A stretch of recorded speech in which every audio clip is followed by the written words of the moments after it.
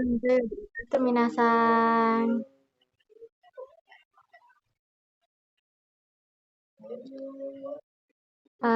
Hari ini kita belajar tentang bab yang kalian sudah pelajari. Kita akan mengulang kembali ya minasan.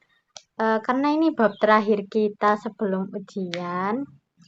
Yang kemarin sudah diajarkan oleh kakak-kakak PPL UNESA kemarin. Kita belajar bab Kotoga Dekimas. Mungkin sekitar 5 menit lah ya, ini cukup. Jadi kalian akan menonton video pembelajaran ini, dipahami, didengarkan baik-baik. Nanti saya akan jelaskan satu persatu apa itu dari penjelasan, dari contoh-contoh dan kaidah. Oke. Dan mulai.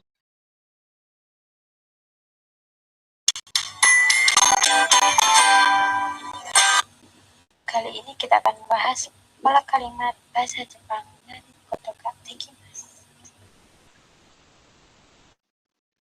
Kotoka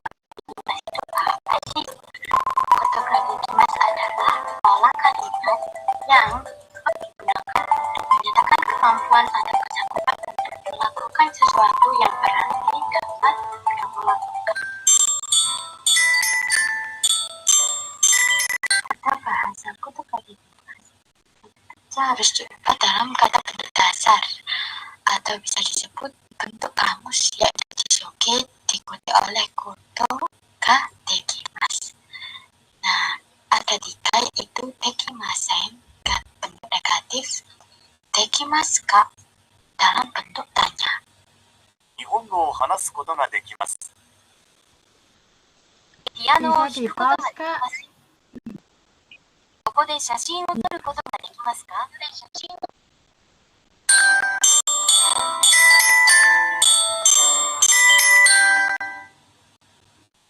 ？Di bab koto ga dekimasu juga ada variasi kata kamu ingin mengatakan bisa yang mengandung kata benda, misalnya bisa bahasa Jepang atau bisa berprinsip. Kamu cukup menggunakan rumus kata benda plus ga dekimasu. Untuk kata benda yang sudah secara implisit mengandung makna suatu aktivitas atau keahlian seperti bahasa, olahraga, dan musik, kamu tidak perlu mengubahnya ke bentuk kata kerja. スキーができます。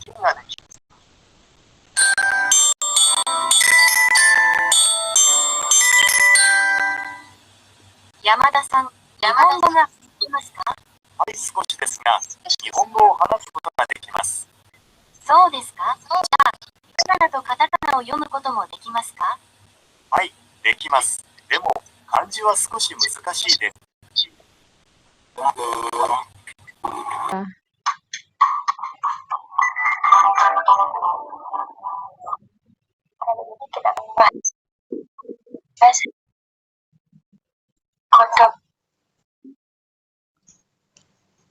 Baik.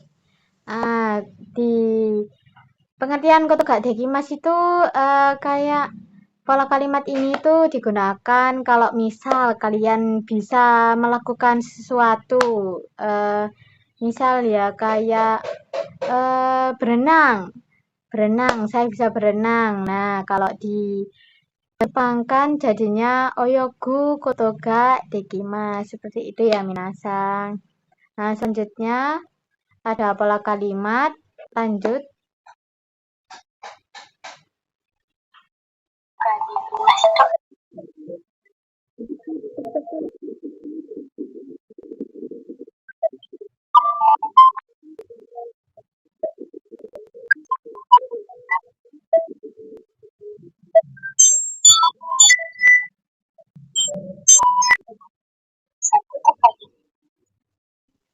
Pause ya.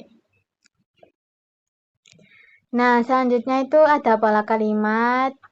Ini sangat diingat-ingat ya, pola kalimat kotoga dekimasu itu ada dua, yaitu dalam bentuk kamus yang bisa disebut kalau di bahasa Jepang itu jisoge.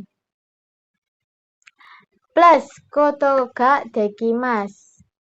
Kalau yang itu bentuk positif ya teman-teman, minasan. Yang bentuk negatif itu ada maseng di belakangnya, koto ga dekimaseng. Nah, kalau bentuk tanya di depannya kita menambahkan nani ga dekimasu ka. Nah, wakarimashita minasan?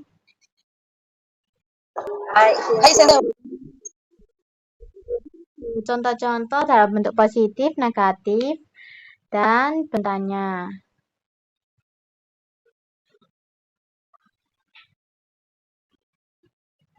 Bentuk kamus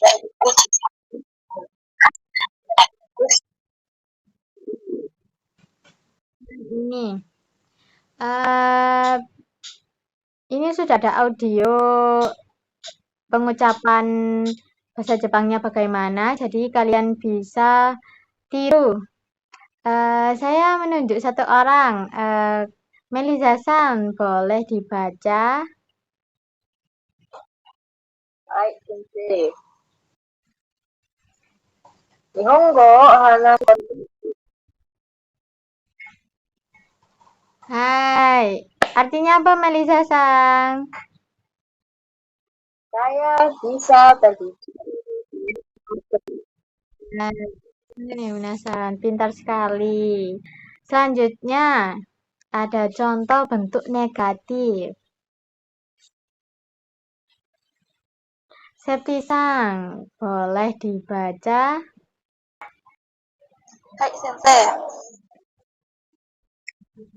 Piano no hiku koto ga dekimasu. Bang.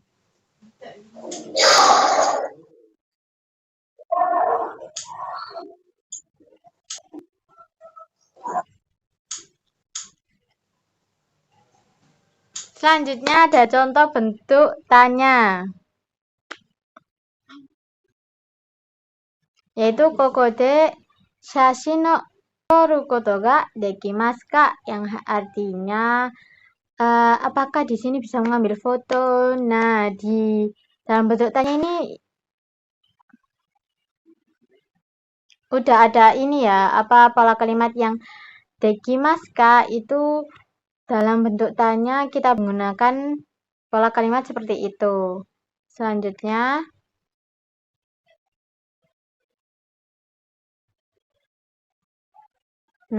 selanjutnya itu ada variasi kata benda dalam bab koto ga dekimasu itu bisa menggunakan kata benda,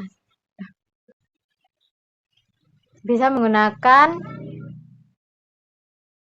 hai. Nah, kalau kita menggunakan kata benda itu seperti berolahraga, hobi atau ya seperti itu ya. Yang lain-lain kita menggunakan itu sama seperti kata kamu tadi, jidosa suka dekimasu. Ini kata benda dekimasu. Lanjut.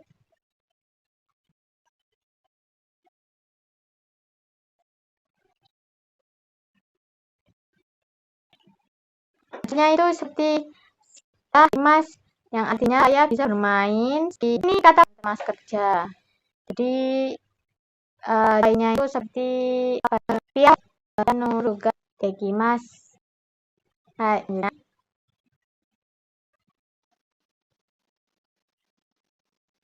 Liza-san sebagai isi A dan Septi-san sebagai isi B.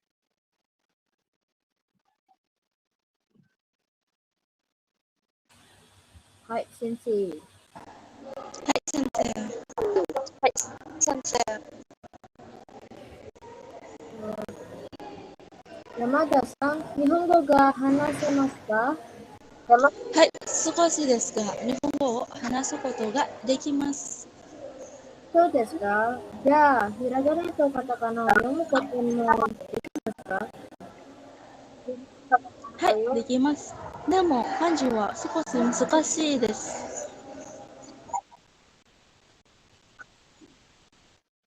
Sekali ya, Minasan sudah bisa membaca percakapan yang menggunakan bahasa Jepang ini. Sepertinya minasan sudah paham semua ya. Jadi soal bab terjemah ini serta kisi-kisi dan bab terakhir. Kalau misalnya kalian nggak bisa tanya ke saya secara